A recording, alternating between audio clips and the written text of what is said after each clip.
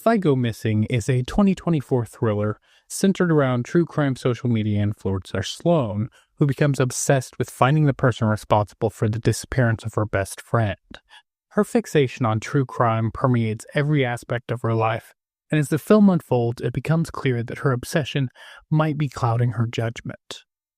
The film's aesthetic and overall presentation resemble a made-for-TV Lifetime movie, yet it sets itself apart with a surprising amount of gore. It's not extremely gory, but any amount of gore is surprising in this type of film.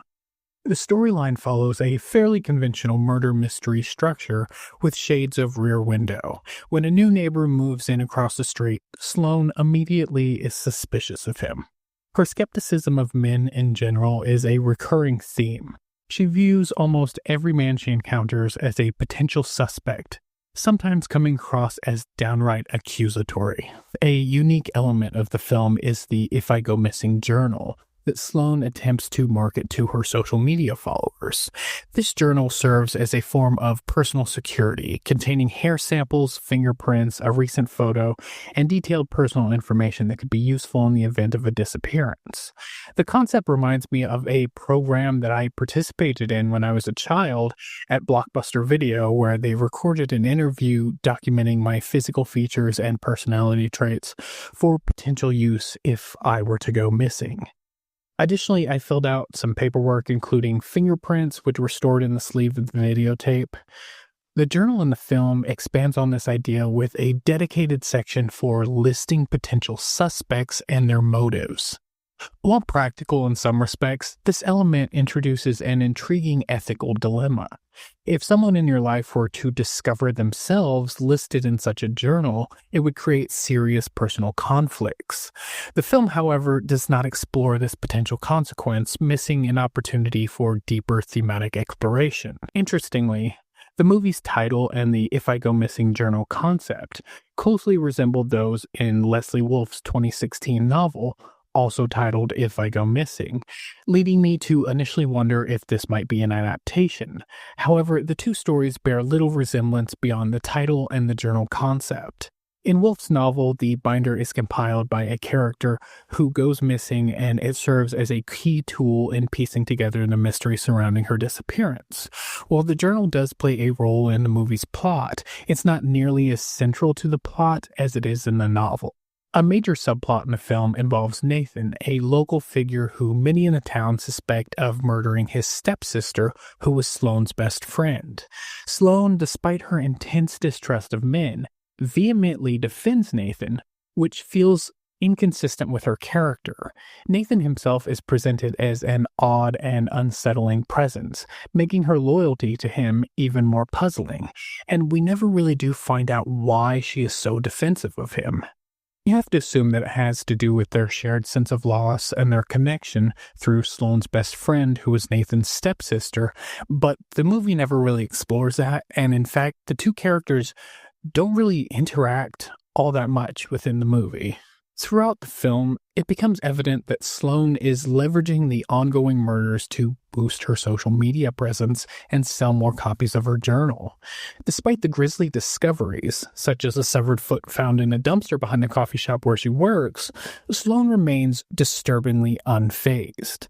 The film doesn't delve into the ethical implications of her behavior, failing to challenge her more exploitative tendencies in any meaningful way. Sloane quickly suspects Elliot, the new neighbor, and the film leans heavily into this suspicion, especially after he goes on a date with Paige, after Paige rejects Nathan, and Sloane witnesses them arguing late at night outside his house, and the next time we see her, she's bound in the killer's basement and has her throat slit. Sloane's cousin Camilla is obviously attracted to Elliot, but Sloane attempts to forbid her from seeing him, which creates tension within their household. Sloane, her mother, her aunt, and her cousin all live together, and her growing paranoia strains these relationships. Camilla ultimately ignores Sloane's warnings and pursues Elliot anyway. One of the film's weaker aspects is its underdeveloped supporting cast. Amanda, Sloane's friend and coworker, has little personality beyond being Sloane's friend, coworker, and also being somewhat catty. Their friendship's depth is also unclear, though they appear to have known each other for some time. Sloane's visit to Amanda's home before work is portrayed as her first time there, raising questions about how close they really are. The increasing number of missing women and their gruesome fates, with dismembered remains found scattered around town, drives Sloane further into obsession. Her behavior escalates into outright stalking, especially in her surveillance of Elliot. A pivotal moment occurs when she spies on his house and notices a suspicious car parked nearby, which then drives away, a hint that someone else may be involved. A particularly bizarre sequence involves Sloane catfishing Elliot online and setting up a meeting with him the next morning. She drafts this up essentially like her cousin Camilla, with a wig and borrowing Camilla's glasses, and her entire family witnesses this unsettling transformation, yet they do not confront her about it, and the two leave the house together, which I feel like in a real-world situation, someone definitely would have said something about. Simultaneously, Sloane begins filling out an "if I go missing" journal for her cousin, convinced that she is in danger from Elliot. The film also incorporates disturbing online messages directed at the victims, containing misogynistic slurs like "slut in training" and "skanky bitch." These messages become important later on in the film. With such a limited cast, the suspect pool remains extremely small, making the killer's identity fairly obvious. However, the film manages to maintain a level of suspense through its pacing. Running at a brisk hour and 29 minutes, it never feels sluggish or drawn out. The ending of the film actually did surprise me.